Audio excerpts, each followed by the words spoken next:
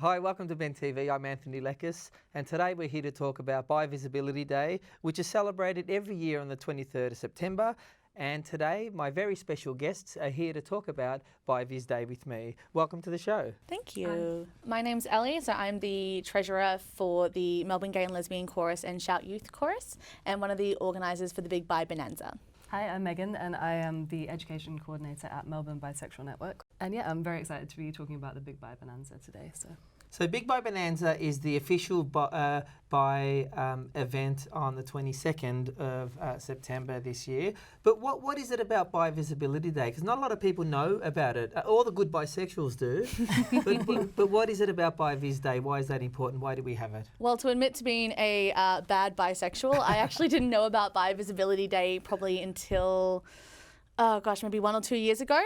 It just wasn't ever anything that came up in my radar, and I've been an out and open bisexual since I was about 14. So it was really nice just to discover that this was a thing, but it also took me so long to figure it out, which is why it's really important to have events like Big Bi Bonanza on Bi Visibility Day, just to let people know that, hey, bisexuals are a thing and we do have a day to celebrate ourselves. We're not unicorns as much as we pretend we are. We're not actually unicorns. So we have events like, the Midsumma Festival, we've got Pride March, we've got lots of different queer community events where bisexual people can gather with the rest of the rainbow family to celebrate themselves.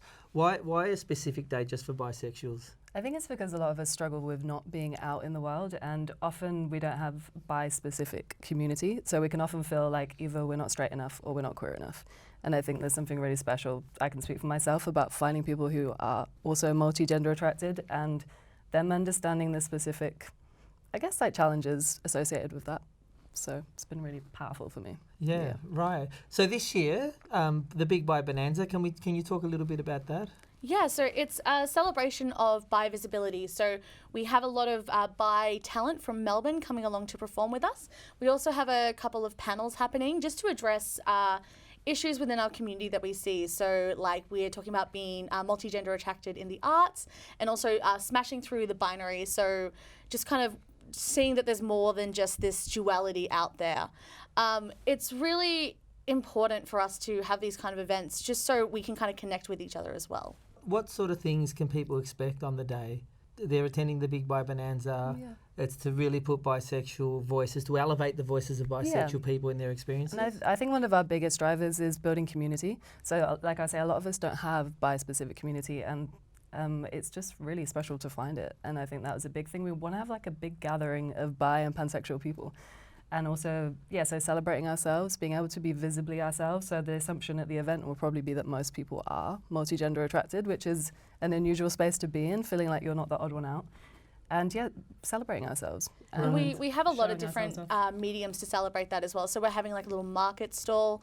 We have a couple of community organisations coming along to talk about what they can offer to the multi-gender attracted community. So your bisexuals, pansexuals, polysexuals, what is actually out there and available.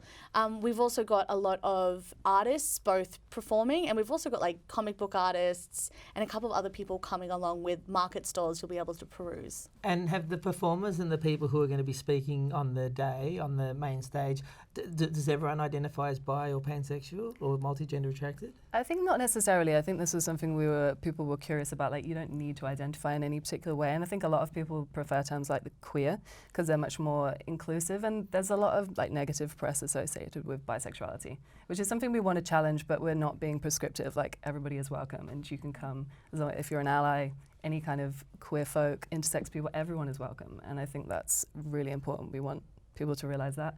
And it's a family event as well, so you can bring your children, bring your grandma, bring whoever you want. Yeah. This is really exciting because, having been part of the queer community for a long time, and the bi movement, if you like, has really started to emerge over the last couple of years. And by that I mean, specific bi-centred events, like we've had Rainbow Health Victoria through Rainbow Network had a bisexual day on celebrating the voices and the experiences of bi people. The Big Bi Bonanza, I mean, it's going to be very obviously about bi and multi-gender attracted people. Yeah. What do you think that's going to mean for the people coming along? Because you don't often see that. I mean, do you? One of the main things we wanted is visibility. when you go to things like Pride and Midsumma, it's amazing because it's this big rainbow family community event, but it's also in amongst all that, it's a bit hard to be seen and identify as yourself in some instances. So it's nice to have an event that's just for how you see the world and how you identify. And it's not the loss of anyone else. We still have amazing LGBTQI plus events where we come together as a family, but it's nice as well just to have this event where you can, have that dialogue with people who have those same lived experiences as you. What's it been like to be involved with this event and putting it on, and all the background sort of work that's gone on into putting on something like this? Been a lot of work. We've been pretty ambitious. I think we wanted to do something, and I particularly am really excited about the artists in our community, and I really want to just celebrate that. There's so many incredible multi-gender attracted artists in Melbourne, and I think putting that to the forefront and really just celebrating them, and for all of their talents, just the fact that they also happen to be bi or pansexual. So as part of Shout Youth Chorus, a lot of the feedback we get is it's a really nice gateway into the queer community because it's just a chorus. It's something you did in high school when you enjoyed singing. So it's a very family friendly, easy way to join the community. And that's kind of what we want this event to be, especially because a lot of bisexual people do have partners who are not the same gender as them. So going into queer spaces, sometimes they are perceived as straight when they're not. So it's really nice to have this event as a way for them to, start to get to know the queer community. Because a lot of the time we feel like, not that we're not welcome, but we feel like we don't belong. So I think this event we really wanted to be a segue for the community to kind of, be more involved. And that means next year, hopefully, there'll be more people helping us out as well. Yeah. If we want to go ahead. So. And I think you make a good point, because having a partner of a different gender, if you're sort of coded as heterosexual as a couple, that's a real sort of dilemma for bi people, because there's nothing about our physical appearance or maybe some other way that we can easily be coded as bisexual. So unless you whip out your bi card, you have to show it to get. Well, that's true. Or getting bi tattoos all over your body. But for some people that's not an option. No. But there is. But I'm so excited about this event and that sort of being in a room where it's predominantly bi people. And I'm not trying to sort of I don't say being in a room full of people of other sexualities isn't great as well. But it seems really special. So how do people get involved? Where can people go to find more information? So we have a Facebook page for Big Bi Bonanza, as well as an Instagram where most of our announcements and information is broadcasted. You can also reach out to the Melbourne Bisexual Network. So they have some great ways to get more involved in the bisexual community. And if you are a singer or a performer, MGLC and Shout do an open day, generally twice a year.